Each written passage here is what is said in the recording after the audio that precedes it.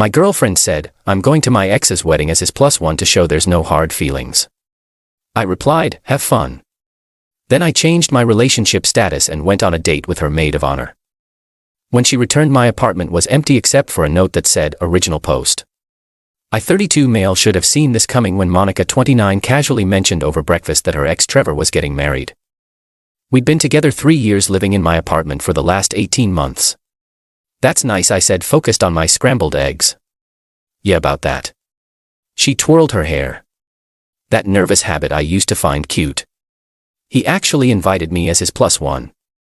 I looked up his +1 to his own wedding. Not like that. God, Derek, don't be dense. His fiancée's family is super conservative. They think it's weird he doesn't have more friends. So he asked if I'd come to show there's no hard feelings between us, prove he's a normal guy with normal friendships. And he said, I said, yes, it's the mature thing to do. Shows we've all moved on. The coffee tasted bitter suddenly. You're going to your ex's wedding as his date to prove you've moved on. Monica rolled her eyes. You're making it sound worse than it is. It's literally just sitting through a ceremony and eating some chicken marsala. I'll be back Sunday night. The wedding's out of town. Phoenix. Trevor's covering the flight and hotel. Separate rooms, obviously. I sat down my mug carefully. Let me get this straight. You're flying to Phoenix, staying in a hotel your ex is paying for to be his +1 at his wedding, and you think this is normal? Derek, stop being insecure. It's not attractive. I'm doing him a favor as a friend. That's what mature people do. The entitlement in her voice, like I was the unreasonable one. Okay, I said. Have fun. She blinked. Really? You're okay with it? You already said yes, right? What's there to discuss? That Thursday she packed her weekend bag, kissed me goodbye, and left for the airport. I watched from the window as her Uber pulled away. Then I got to work. Update 1. First thing I did was change my relationship status on social media. Single. Within 10 minutes my phone started buzzing. Ignored it all. Second thing, I texted Heather. For context, Heather was Monica's maid of honor from her sister's wedding last year. We'd hit it off at the rehearsal dinner, bonding over Monica's tendency to make everything about herself. Nothing inappropriate happened, but there was definitely a vibe. She'd mentioned once after a few drinks that Monica had interesting priorities. Hey, weird question. Did Monica tell you about this weekend? The Trevor thing. Girl, that's wild. Can't believe she actually went. Want to grab coffee? I could use a reality check. Heather, wine would be better. Then Rosa at 7 that evening. Heather showed up looking professionally annoyed. I told her it was disrespectful. She said before even sitting down. She laughed and said, you were too secure to care about silly things. She what now? Oh yeah. She's been telling everyone you're totally fine with it. Super supportive. The perfect modern boyfriend who isn't threatened by friendship. I showed her my phone. 17 missed calls from Monica. Probably saw the relationship status change. Heather leaned back. You know what? Good for you. She's been walking all over you for years. Years, Derek. Sweetie, remember her birthday party? You paid for everything while she invited Trevor. The vacation you planned that she canceled last minute to help Trevor move. The promotion dinner you missed because she had to console Trevor about his breakup. The pattern I'd been ignoring slapped me in the face. I'm an idiot. No, you're nice. She takes advantage of nice. We talked until the restaurant closed. Nothing physical happened. I'm not that guy. But Heather mentioned she'd been planning to skip her cousin's thing Saturday night. Maybe she'd reconsider if I was free. Friday morning I rented a U-Haul. Monica's stuff wasn't that much really. Clothes, makeup collection, her Peloton she used twice. The coffee maker she insisted we needed that cost $400. The artwork she bought with my credit card. The throw pillows that cost more than my monthly grocery budget. I packed everything carefully, labeled the boxes with a Sharpie. Monica clothes. Monica bathroom. Monica miscellaneous. Drove it all to her sister Diane's place. Diane opened the door looking confused. Derek, what's all this? Monica's things. She'll need them when she gets back Sunday. Why would she? Wait, what? She didn't tell you. She's at her ex Trevor's wedding as his +1. I figured she'd want her stuff somewhere safe since she won't be living with me anymore. Diane's mouth opened and closed like a fish. She said she was at a work conference. Nope. Phoenix. Trevor's wedding. Check her Instagram. I left Diane standing there surrounded by boxes already pulling out her phone. Saturday night I met Heather for dinner. Actual dinner, not a date. We were both clear on that. But we did take a selfie that happened to show up on my Instagram story. 2 adults having dinner. Nothing scandalous. My phone exploded. What the hell is this? Are you on a date with Heather? Derek, answer your phone right now. This is so immature. I can't believe you do this to get back at me. It's not the same thing. I didn't respond. She made her choice. Sunday afternoon I was sitting in my beautifully empty apartment when the door burst open. Monica stood there, mascara smeared, hair a mess.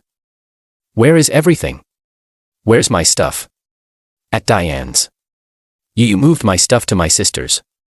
You moved yourself to your ex's wedding. Seemed like we were both making changes. She stomped into the bedroom, saw her side of the closet empty, and let out this weird shriek. You can't do this. I live here. Lived.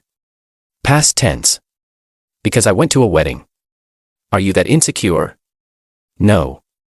Because you thought it was appropriate to be another man's date while in a relationship. Because you lied to your family about where you were, because you've apparently been prioritizing Trevor our entire relationship. That's not. You're twisting everything. Trevor just posted wedding photos. You're in 17 of them. You caught the bouquet. Her face went red. That was an accident. You're literally reaching for it in the video, Derek. Please, let's talk about this. I love you. Cool. I love the person I thought you were, the one who respected our relationship. I cannot believe you'd humiliate me like this. Dating my friend. I had dinner with Heather once. You flew across state lines to be another man's date. See the difference? Update 2.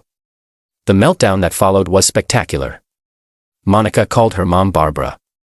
Barbara called me 20 minutes later. Derek, honey, Monica's hysterical. What happened? She went to her ex-boyfriend's wedding as his +1, so I ended the relationship. She said it was just as friends. Barbara, if I flew to my ex-girlfriend's wedding as her date, would Monica be okay with that? Silence. That's what I thought. Next came the flying monkeys. Monica's friend started texting about how I was overreacting and punishing her for being a good friend. I responded to exactly one. She told her family she was at a work conference. If it was innocent, why lie? That shut them up. But Monica wasn't done. Monday morning she showed up at my office. Security stopped her in the lobby. Thank God for key cards, but she made enough of a scene that my manager heard about it. Personal issue. Stan asked. Ex-girlfriend. She's having trouble with the ex part. Need help. Already handled. She's trespassed from the building now. Tuesday brought the financial entitlement. Monica, you owe me for half the rent for this month. Monica, I paid for groceries last week. My Peloton is worth $2,000. That's $3,275 total. I expect payment by Friday. I sent back one text. Me. The Peloton you bought with my credit card. The groceries that cost $73. The rent you haven't paid in 6 months. See small claims court. She tried a different approach Wednesday. Had Trevor text me. Hey man, Monica's really upset. This is my fault. The wedding thing was innocent. I promise. Can you guys talk? The guy who convinced my girlfriend to be his wedding date wants me to take her back. That's rich. She's crashing at my place and crying constantly. It's affecting my marriage. Sounds like a you problem. Maybe don't invite other women to be your date to your own wedding. She said you were cool with it. And you believe that. How's your new wife feeling about Monica staying with you? He stopped responding, but Monica didn't. Thursday morning, new approach. I made a mistake. I see that now. But throwing away 3 years over one weekend is crazy. Come to Qley's counseling with me. No, you owe me that much. I owe you nothing. I'll kill myself if you don't take me back. I screenshot that one and called 911 for a wellness check at Trevor's address. The cop showed up while Trevor's new wife was home. Monica was fine, just manipulative. Trevor's marriage, however, was not fine after his bride learned Monica was staying there. By Thursday night, Monica was at Diane's where all her stuff was. Diane was furious at Monica, not me. Sent me a text. Diane, I'm sorry for my sister. She's always been like this. Dad enabled it. You deserve better. Friday morning, Monica tried one more time. Showed up at my apartment at 6 a.m. pounding on the door. I know you're in there. We need to talk. I called the cops. She got a warning for disturbing the peace. That afternoon she posted on social media a long rambling thing about how some people can't handle confident women with male friends and how jealousy destroys relationships and how she was healing from toxic masculinity. Heather screenshot it and sent it to me with laughing emojis, then commented publicly, "Confident women don't lie to their families about attending their ex's wedding as his date. Healing from toxic behavior means acknowledging your own." The post got deleted within an hour. Update 3. The extinction burst hit different than expected. Saturday, a week after the wedding, I get a call from my landlord, George. Great guy. Owns the building. We grab beers sometimes. Derek got a weird situation. Lady came by saying she's your girlfriend. Lost her key. Needs me to let her into your unit. Ex-girlfriend, we broke up last week. She doesn't live here anymore. Figured as much when she couldn't tell me how long you'd been a tenant. Told her to pound sand. Just wanted you to know. Thanks, George. I'll handle it. But Monica wasn't done playing games. Sunday she pulled the nuclear option. My parents called both of them on speaker. Mom, Derek, Monica just left. She was crying about wedding gifts. What wedding gifts? Dad, she said you two were secretly engaged and she needs the ring back to pay for canceling wedding vendors. I actually laughed. We were never engaged. I never proposed. There's no ring. Mom, she showed us a receipt for a 3-carat diamond from Worthington's. Send me a picture of it. They did. It was obviously fake. Comic Sans fought for one thing. The store name was wrong. The total was $47,000. Which no. Mom, that's faker than Monica's concern for our relationship. She's lying. Figured as much. Your mother wanted to be sure. Girl seems unstable, son. Working on a restraining order. Monday brought the work drama. Monica called my company's HR department, claimed I was harassing her, that I'd stolen property, that I was creating a hostile work environment for her at a company where she doesn't work. HR called me in looking exhausted already. Mr. Garrison Shirley from HR said, we received a complaint from a Monica Fernandez. My ex-girlfriend who I haven't contacted since we broke up 9 days ago. She claims you worked together. She's never worked here. I have documentation of her harassment if you need it. Shirley rubbed her temples. Please. I showed her everything. The texts, the wellness check report, the trespassing warning from building security, the fake engagement receipt, the police warning for disturbing the peace. I'll handle this, Shirley said. We'll be sending her a cease and desist about contacting our company. Tuesday was quiet, too quiet. Wednesday I found out why. Heather called, you need to see this. Monica had started a GoFundMe, helped me escape my abusive ex. The story she wrote was fiction. According to her, I had isolated her from friends, controlled her finances, and thrown her out for attending a family wedding. She needed $5,000 to start over safely. It had raised $300.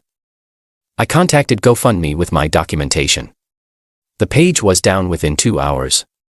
But the best part, Trevor's wife donated $5 with a comment, maybe don't stay with my husband after being his wedding date. Trevor was apparently sleeping in his car. Now Thursday, Monica made her final mistake. She used the spare key she'd secretly made, except I'd installed a camera after the first incident. Got a crystal clear video of her entering at 2 p.m. while I was at work. She didn't steal anything. No, she did something weirder. She rearranged everything. Furniture moved slightly. Pictures rehung at different angles. Books reorganized. Probably thought she'd make me think I was going crazy. Except she didn't know about the camera. I called the cops immediately. Showed them the footage. She was arrested at Diane's house for breaking and entering. Diane called me. I'm done with her. Bail her out. She can figure it out herself. Mom and Dad are done too. After the fake engagement stunt, Monica spent 2 nights in jail before Trevor bailed her out. His wife promptly filed for divorce after less than 2 weeks of marriage. Final update: it's been 2 months now. The restraining order was approved, 2 years no contact. Monica had to plead down to misdemeanor trespassing and got 6 months probation plus community service. Last I heard through the grapevine, she's living with her parents in Tucson. Trevor's divorce was finalized in record time. She lost most of her friend group after the truth came out. Diane still won't talk to her. She's working at a call center. The satisfaction isn't from revenge. It's from the clarity.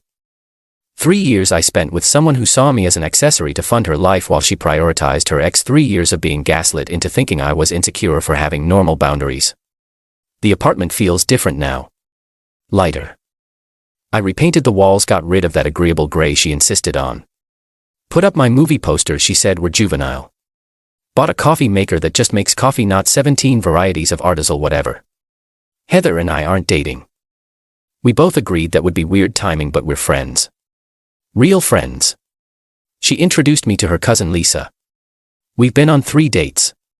She thinks the whole Monica story is wild but validating. She's never asked me to skip work to help her ex move. The note, the one I left when Monica came back to an empty apartment. It simply said, "You were right. This is what mature people do. They move on." She kept it. Apparently Diane found it in Monica's stuff when she finally came to get her boxes last week. Said Monica had scribbled all over it with red pen, writing things like immature and manipulative and small dick energy. Diane took a picture and sent it to me with crying laughing emojis. We're still cool. Last week I got a notification. Monica tried to connect on LinkedIn. The message said, "Hope you're well. I've grown a lot. Coffee sometime." Screenshotted for the restraining order file and blocked her there too. Some people never learn. They just find new platforms to be entitled on. But that's not my problem anymore. My only problem now is deciding whether to paint the bedroom navy or forest green. Lisa likes green.